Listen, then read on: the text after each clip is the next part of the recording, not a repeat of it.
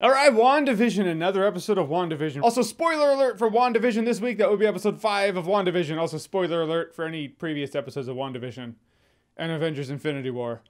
We've all seen that. Let's not get ridiculous here. So now, after last week, we've seen the peek behind the curtain. We've seen, well, I mean, it's funny that the peek behind the curtain is just the real world. But we're seeing how S.W.O.R.D. is dealing with the situation of the WandaVision universe. And so now we're spending equal time there and in the WandaVision universe. So it's splitting the time up. In that we found out, yeah, Wanda just broke into this facility, took Vision's body, something he did not want, but you know, the heart wants what the heart wants. And sometimes the heart wants to have dead robot sex with your dead robot boyfriend and do a whole Weekend at Bernie's, but a sitcom. Hey, you only live once, right? So actually, I have to address this. I know, it freaked a lot of you out. I didn't mention dead zombie robot Vision from last week's episode, because it didn't really freak me out so much. I just felt like I'd seen that done before, you know, that whole thing like, how you doing? Oh, I'm great, thanks. Great. Oh, by the way.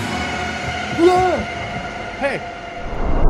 What is it? I've seen that kind of stuff before. I mean, now we know that she is in fact having dead robot sex with Vision. But let's face it, sex robots already exist. We're all gonna be having dead robot sex with any number of robot bodies here in the near future, so let's not make it weird. I find it interesting that Agnes broke character, you know? It's when the twins were in the crib, she was like, oh shoot, did you want me to hold them?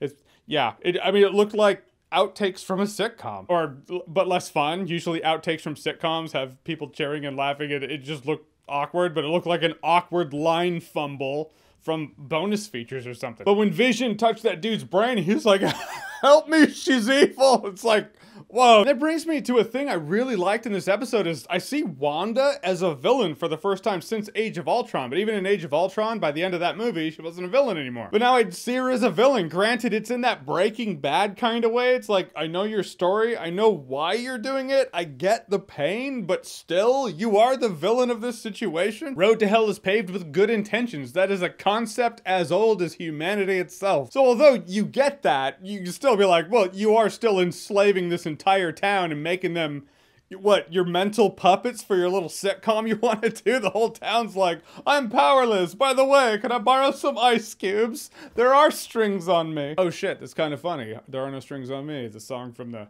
Age of Ultron trailer, the trailer for the movie that Wanda Maximoff, that was her movie. Well, shit, we've just hit another level of irony. But that scene was fucking boss when she just walks through the force field and she's like, hey, is this drone yours? Like, her accent's back. She's like, stay out of my way or I'll suck your blood. Blah. I mean, just paraphrasing. A couple episodes past, her accent broke. I think it was when Monica Rambeau was like, oh shit, what's all this? And your brother, Quicksilver, he died. I think it was that situation, but there was a situation where her accent crept back.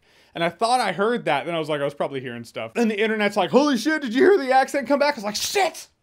Should have said that. Your eyes can deceive you. Don't trust them. Your ears, on the other hand, I never said a thing about that. Always trust your ears. But yeah, it was a pretty boss situation where she was like, just stay the fuck out of my way. By the way, all the guns pointing at Commander Douche. Peace. Love. What's the end game, though? How far is this going to go? Is this going to be like decade by decade until, you know, the next episode should be in the 90s, in which she should be like, by the way, Vision, Amazon, trust me. And the best part is, I'm not even alone in seeing her as a villain, because Vision's starting to as well. Vision's really starting to question stuff. He's like, Wanda, what are you doing? Everyone in this town, you're holding them hostage. They're in pain, stop. Vision's like, what's out there? What's in the world out there? And she's like, nothing good. That's a world where people will cancel Star-Lord for fake tweets he didn't even make. They were photoshopped, Vision. Fuck that place. I'm staying right here. I just love seeing the tension between Vision and Wanda. Look like Superman and Zod just ready to trash this town. Which tells me, although Vision doesn't remember experiencing death per se, he's about to experience something far worse than death, and that is having a psycho ex. But, and this is one of those moments where it's like, damn it, internet, because the doorbell rings and then she answers the door and you see the back of someone's head, and I was like, oh, Evan Peters is in this show. And there he is, Evan Peters as Quicksilver, which is actually really clever because it's dealing with a TV show and it's a different Quicksilver. I give Marvel this. They're really good at taking a situation and, well, fixing it with billions of dollars, but, you know, taking a situation and then being like, all right, we're just gonna roll with it and make it part of the universe. Oh, X-Men were at that studio, and we had this studio. There were 2 different Quicksilvers. One in Marvel canon died. The other one is part of the characters that Marvel now owns because they bought Fox. What to do with that?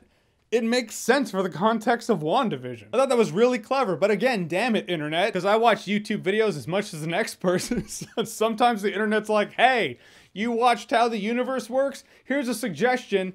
Evan Peters in WandaVision. I didn't even watch the video. I just saw the thumbnail and the title, and that was that. Would have liked that to remain the surprise it was supposed to be, but the moment I saw the back of his head, I was like, oh yeah, that's right, he's in this. So I just gotta, you know, not go online. But I thought that was really cool. I'm really interested to see what they do with it. If it ends with him, if there's more. I've heard there's gonna be this surprise cameo in WandaVision. Who's it gonna be? I mean, was he it? Because I already knew about him, so it's gotta be someone else, right? I already know who it is. I mean, just look at the names. Folks, we already know. What are the twins' names? Tommy and Billy. Obviously, it's a Power Rangers crossover.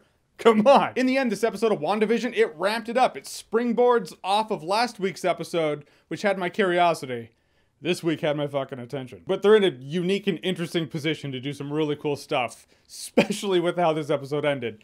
So I'm along for the ride. All right, so this week's episode of WandaVision episode 5. Have you seen it? What did you think about it? Whatever you thought, comment below, let me know. And as always, if you like what you've seen here and you want to see more, click right here to say more.